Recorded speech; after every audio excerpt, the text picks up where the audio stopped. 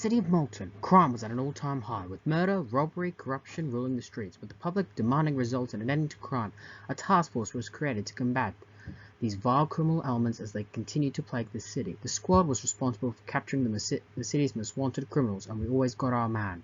The public called us the Crime Busters. The squad was led by me, Lieutenant Jim Reed. Most people here call me Noire Reed.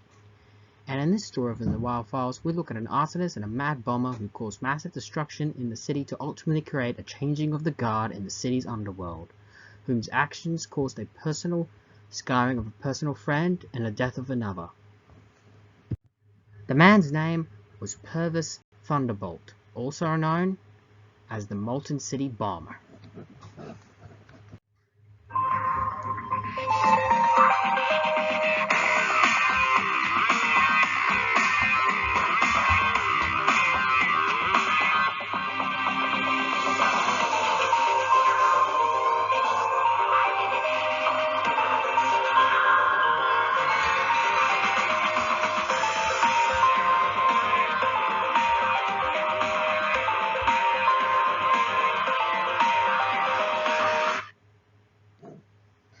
We begin this story at a local warehouse where members of the local Latino cartel are processing large quantities of cocaine and pills to be distributed throughout the city. Everything was going quiet until suddenly a squad of goons bursted through the door.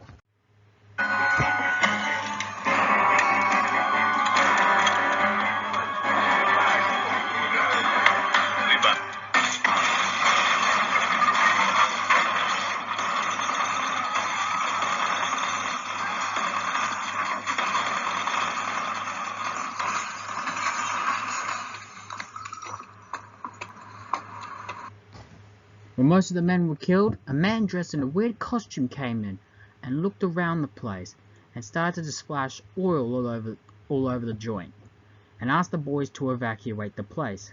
And then he threw a very specialized grenade into the place and, well, it just exploded.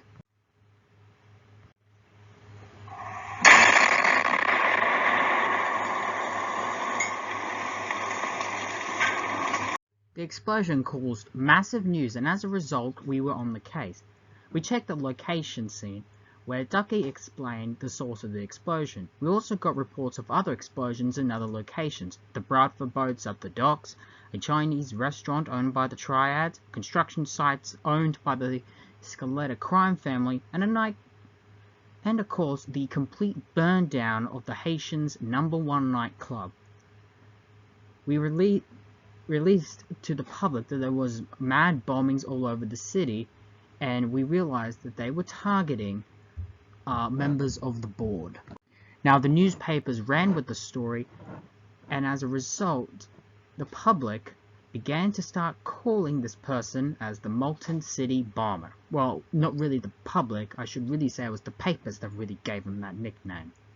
Now, because of the danger we were in, Captain Joe Lance, my mentor and friend and boss, wanted to take part in the case, and honestly, we realized we need all the help we can get.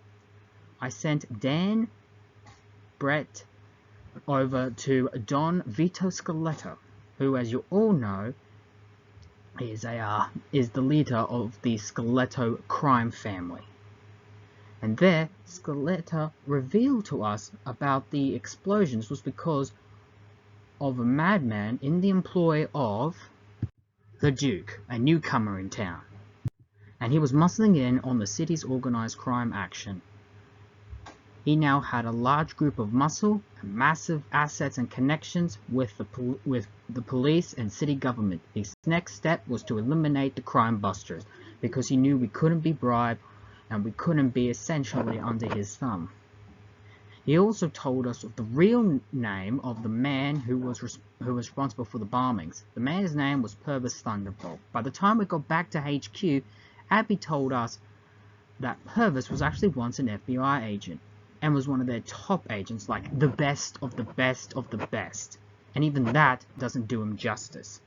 Until one day, during, well, I guess an average routine or whatever, because honestly the file is so classified of what actually happened, well, we just can't get really that much, even with Abby's hacking skills. But the only thing we did manage to find out that there was an explosion that blew up 2 fellow agents and resulted him in being in critical condition. He managed to survive, but he suffered massive PTSD. Eventually, he began to have an obsession with loud noises, and this eventually became a hobby, resulting in him losing his job. Again, as to how he lost his job still remains vague and a bit of a mystery.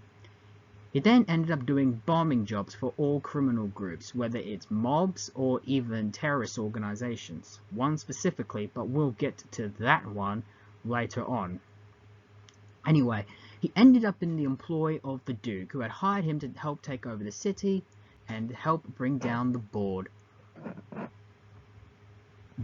to the point where the board had no choice but to accept the Duke as the new crime lord, #1 big shot in the city.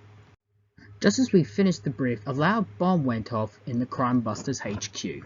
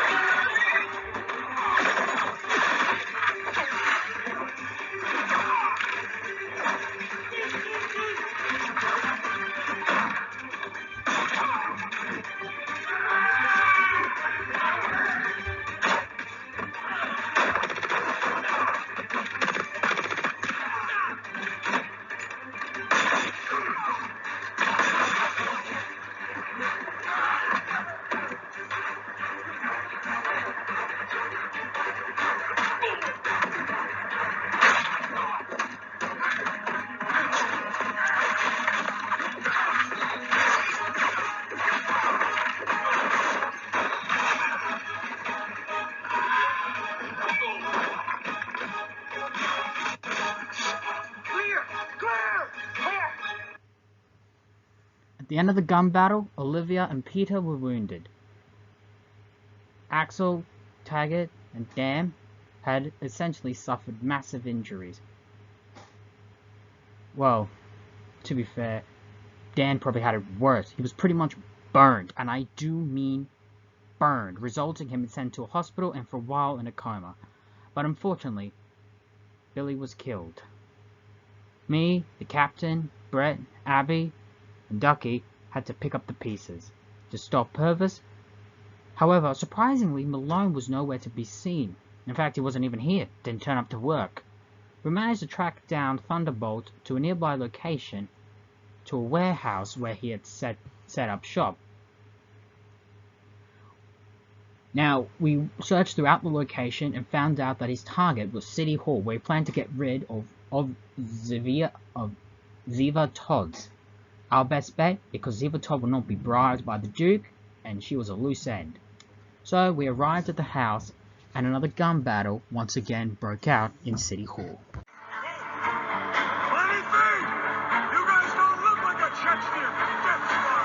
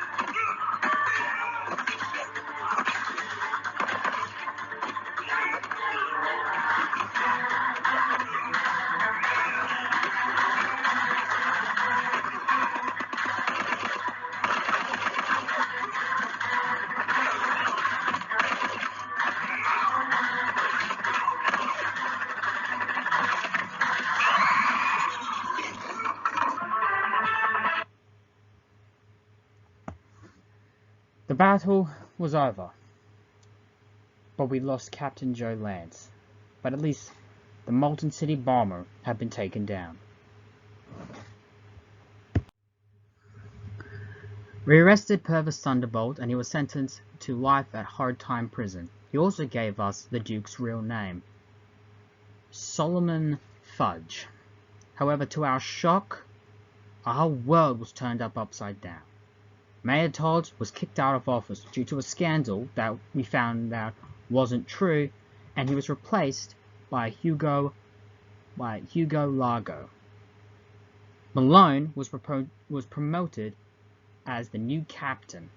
Turns out he was actually in cahoots with the Duke and explained the attack on the Crime Busters HQ as he'd given out the layout. Obviously, he saw no point in, going up against the Duke. In fact, he sold us out to have a higher position and prestige within the department. We also had a new DA and then a new police commissioner, Tiffany Havelock and Jonathan Ricardo, respectively.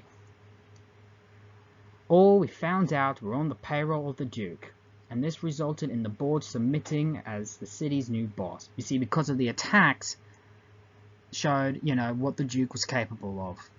And with pretty much majority of the political power in the Duke's pocket, resulted in the boards being practically useless. The Duke had won. He took over the city. And to add insult to injury, the Crime Busters, we were disbanded. And what happened to me? I got fired from the department. And with the death of my friends, many of us officers losing our jobs, I had no choice but to essentially go home and try to at least figure out what I was going to do next. But I was more worried of how Brett and Abby were going to be raised. After all, not only am I their legal guardian, but I have to try and make sure they go on the right path. I offered Ziva to stay at my place until the whole scandal can hopefully be avoided, but I highly doubt that's going to happen.